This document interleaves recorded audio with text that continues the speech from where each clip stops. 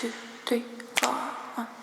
Hey, I'm Georgia Lyons, and this is Industry Intros. And today I am so excited to have my very special friend, Poppy Tohill, on Intros. Hello, Poppy. Hello, Georgia. Poppy, I don't even know when we first met, but we've known each other for, it feels like a long time. You are a very strong pillar in this industry. And for those people that do not know you yet, can you tell us, who are you? What do you do? Tell us all. Oh gosh. Oh my goodness, where to start? Well, my name, as you said, is Poppy, and I am predominantly an artist manager, and I also run a record label. So I manage the artist Benny, and I worked with Midoki for a number of years as well, managing him. And also Stella Bennett, who is Benny, her and I started Olive Records about a year and a half ago now. So we also run that together. And we've signed 2 artists so far to that, one being Midoki and the other being There's a Tuesday. Nice. So yeah. Great people. That's what I do. Cool. So can you talk to us a little bit about what your musical journey has been to get to this point? Yeah, gosh. So it's been a long, interesting journey. I was lucky that I was about maybe 12 years old when I kind of decided and figured out that I wanted to work in music one way or another. And I kind of, I guess, got my start in the industry as a music journalist by air quotes because I was about 12 years old and I created my own music blog just because I wanted to promote New Zealand music and Kiwi artists. So yeah, I kind of started this blog and basically interviewed anyone who would say yes to me. So just started reaching out to these artists and sort of lied to them and said that I'm a young aspiring journalist. Didn't really say how young, didn't really kind of say that I had no experience whatsoever. And kind of from there, I started volunteering for as many kind of different companies as I could just to sort of figure out, because I knew there was so many different roles and jobs that existed within music, and I kind of wanted to learn a bit more about each thing that there was that you could do. I worked at Roundhead Recording Studios for a while, 95 BFM radio station. I volunteered for a couple of different management companies. So sort of just kind of getting my foot through the door and trying to meet as many people as I could, do the whole networking thing. But yeah, I guess I kind of fell into management. I was very lucky. There's a New Zealand artist called Jen Wigmore, who I know that you know. She was really my main mentor within the music industry, kind of saw that I was so passionate about it, and she got into the industry as a young girl as well, so kind of I think maybe saw a little bit of herself in me kind of thing. So yeah, she sort of took me under her wing, and that's when I learned a lot more of the kind of what you'd do in a management sort of role, and I went on tour with her and kind of just shadowed a lot of people in her team and what she did, so that's how I kind of learned about what management actually was. Very smart woman, Poppy. Very clever. Very determined little 12-year-old. I love that though. So obviously you manage Benny, an international pop star. What is it like working with someone at that level? It's been a pretty crazy journey with her, to be honest, because I mean, I've been lucky enough that her and I started working together, worked with her from the very beginning when we put out the first song where, you know, nobody really knew who she was at all. And I've been there kind of alongside her for every step of the way up to this point where, you know, last week we announced that she's playing Coachella. So, which is insane. It's definitely a very crazy kind of experience, and I'm obviously very proud of her. And no, it's been a great journey, and yeah, it's definitely a wild experience for me as well, because, you know, her and I have kind of grown up alongside each other whilst doing that, and I've learned a lot from starting out with her to, you know, we've got quite a big team, her record label based in the US, so there's kind of quite a big pool of people that you now work with, rather than, you know, when you're first getting started, it's usually a smaller kind of team, and then you eventually build that and grow that out. So yeah, it's been a great learning curve for me as well. I can imagine with, you know, working at that level, the intensity in terms of the pressure and the stress, how do you navigate that? Are you just a champion, you just take it on the chin, play some football? I have a lot of grey hairs now already for someone who's not super old. I mean, it can be at times very stressful, and it is my full-time job. Her and her career take up most of my life, which I obviously love and I'm not mad about it. Thankfully, I've been very lucky. I co-manage her with Campbell Smith at CRS Management. And, you know, him and I work very closely together on managing her.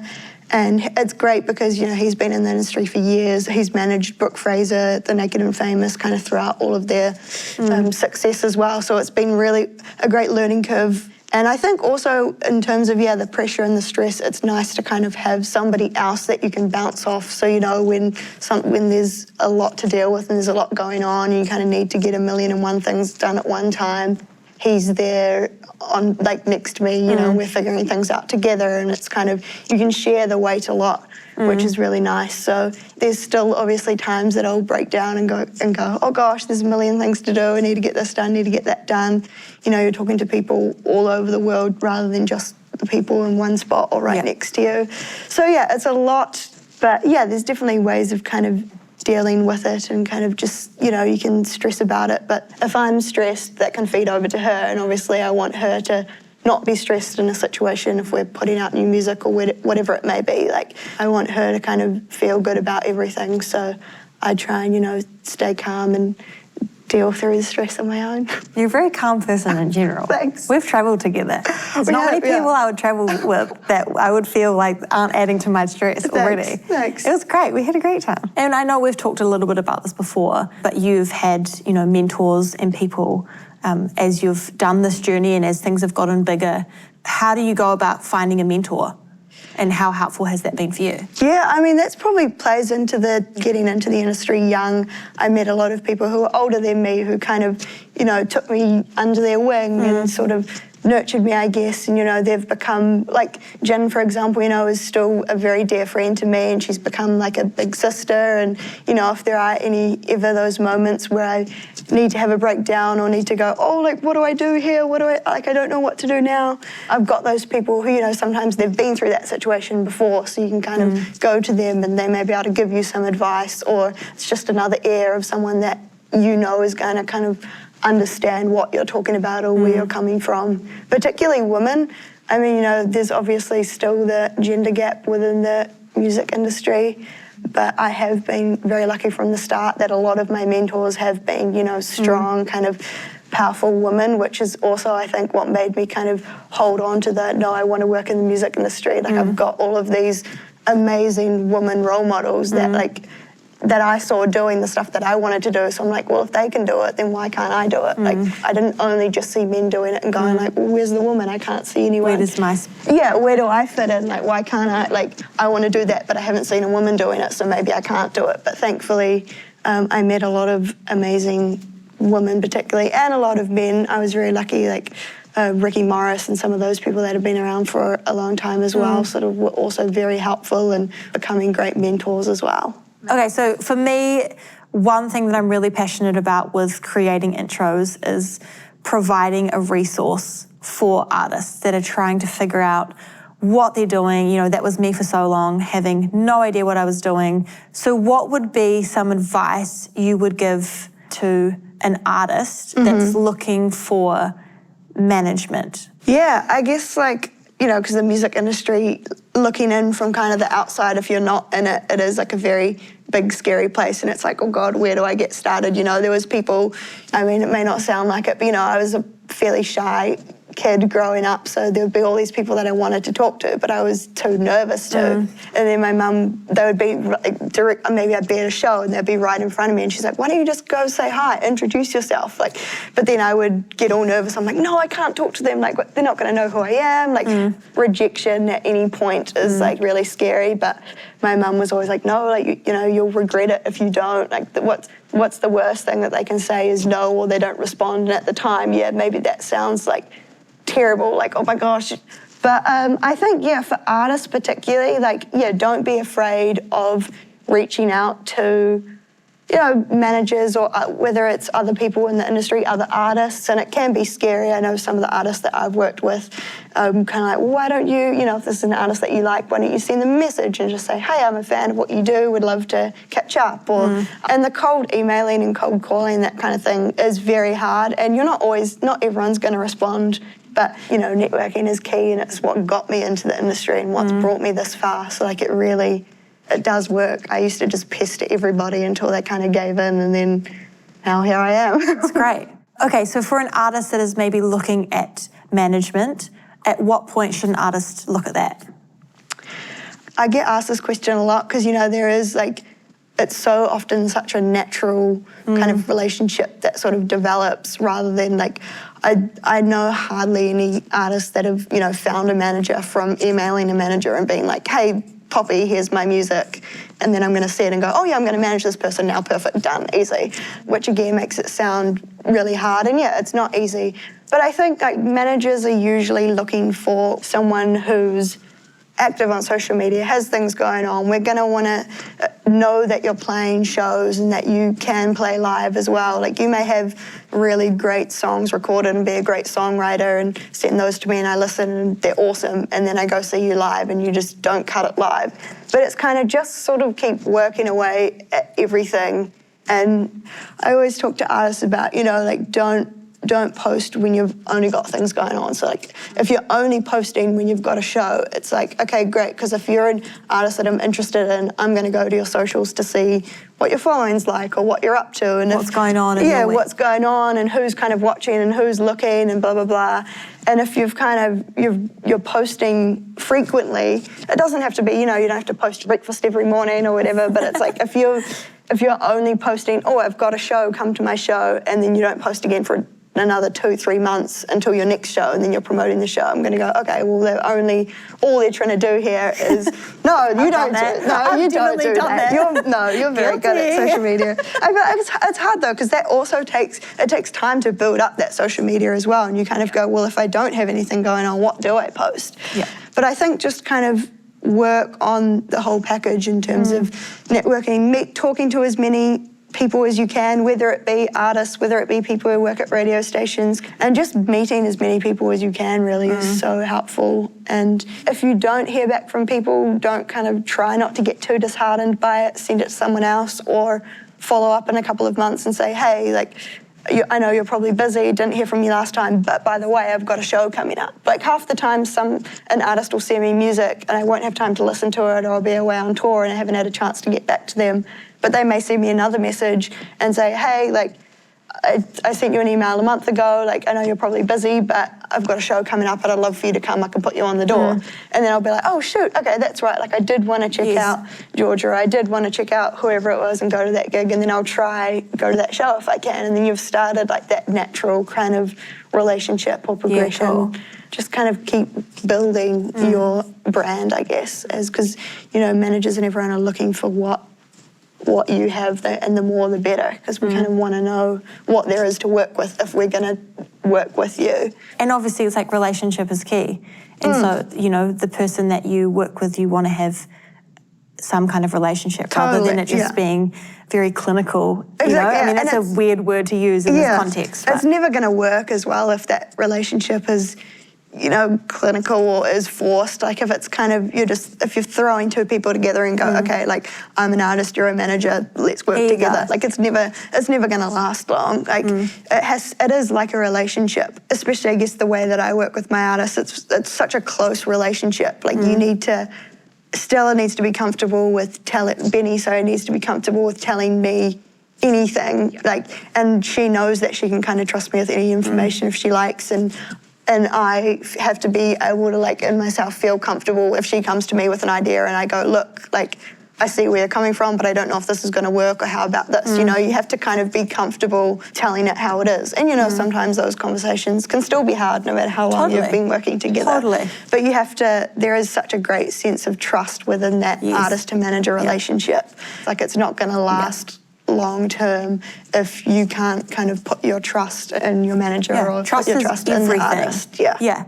I feel like I trust Mikey with my life, But I do. I feel like I know that he is fully in my corner. Whatever. And that's what managers should be there for as well. You are the boss. Managers are working for you. You are still the boss. We're there to help you with decisions and help you kind of take care of a lot of the business side, so that you don't have to necessarily get too bogged down while you're trying to work things on the creative side and write music and all that sort of side. And there's obviously an element of you having to be involved in the business side too, because the business is you as the artist. You are the business. Yes. But like we're there as your sounding board, I say usually to artists to bounce ideas off. And, you know, there may be ideas that an artist has that I'm like, actually, I don't know if that's really great. And then we go away and it proves me wrong. And I'm like, well, there you go. Like that song did really well. Or that video was great. Like you proved me wrong. Yeah, and that's or like why you're coming up with the ideas. This one time that you came on tour with me and I thought it was a really great idea to not jump through a window, but appear through a window. You know, and I had no one else there to tell me that it was a bad idea. And Poppy was like, bad idea. And it was a bad idea. Because sometimes you can just like, as an artist as well, because you're so creative, you're constantly thinking of ideas and things that would be great to do. And sometimes it's so easy, I feel, just to, not to speak for the artists and creatives, but it's so easy to just kind of get carried away or excited about an idea. Like, oh my gosh, climbing through the window would be so funny and so good, you know? And like, and you look at it and you go, I'm like, from the outside perspective, yes, it's funny to us because we're friends and I find it entertaining. But are these people who are paying to come to the show to see you, maybe they know you as an artist or they know a little bit about you or they don't know you at all. Like, which most of that room had never probably heard of me. Yeah, so it's like, are these people gonna find it hilarious or are they gonna be like, why the hell is she climbing through a window? Which is like, probably what would have happened. And that's, you know, to trust in relationship is everything. That's, I think, definitely the foundation for a really great management team. You know, at the end of the day, you're a team, you're working through, you know, what you're trying to achieve, your vision as an artist, you know, you're trying to enjoy the journey and have people support that journey with you. And it's hard. And so if you've got that relationship with your manager, you've got like that trust element. Half of it is there already, you know, and then it just... So find someone that you trust. I think that's the biggest, one of the key elements of, you know, if you're an artist looking for a manager as well, you know, it's so easy to have a meeting with a manager and they're interested and then get really excited and go, they want to manage me, like, and then you jump into it too quickly. And I've seen it happen, unfortunately, you know, a lot of young artists, they're like, okay, I really want a manager now, and they choose to sign or work with the first manager or person that they meet. And maybe there has been occasions and scenarios where that works out and it's great and it's awesome and it's perfect. But again, sometimes if you jump in too quick, there is the chance that like the trust wasn't built, that you kind of didn't give that time to give it a go and see how it was actually going to work out, and then it just doesn't work for either party, basically. So. One thing that I am learning as I'm navigating this wild journey is I have to keep my foot on the gas pedal and work as hard as, you know, the team around me and the people that are working with me and alongside me. How important do you think is that for an artist to be working equally as hard as, you know, their management or their wider team? Yeah, well, I think to kind of get to become, you know, a successful artist and to build a career off it and to make it a sustainable career as an artist as well, you know, you have to want it, and you have to then put in the time and effort to keep going and to go up those steps, the progressional steps, basically. I mean, yeah, it's important because there's only, as a manager or having the team behind you as well, there's only so much we can do if you're kind of only going to sit there and go, okay, maybe I'll do this or maybe I'll do that. Or there's only so much pushing your management and team can do to you as the artist. You know, some artists will maybe in their minds they're like, oh, as soon as I get a manager, they'll make me successful. It's like, I can't find an artist and go, oh, look, there's a great artist, and then they sit there and do nothing, and boom, I can't make you successful overnight if you're going to sit there and do nothing. You know, we can't work with nothing, basically, I guess is what I'm trying to say. Very true. It's like the artist needs to be proactive about wanting it and doing things as well. It's like vision is everything. And as an artist, for me, I'm like, if I don't know where I want to go, none of my team can support me in that direction. I need to work as hard and communicate to my team, this is actually what I want to do. How do we do that? How can I learn from you? How can I collectively use this group of people that know way more about everything than I do to, you know, launch me into that direction? Yeah, and that's what makes it so helpful. Like the clearer vision that you have of who you want to be seen as by the public or by your fans and whatnot, like the easier it makes it for us as well. You've got to give me something. You've got to give me something to work with, basically. Yeah. Poppy, it has been an absolute pleasure. Thank you so much for being on Industry Intros. We love you. Thank you so much for having me. You're amazing. I love you. You're amazing. That was super weird, I love but it. it was great. But it's us. It's us. It's great.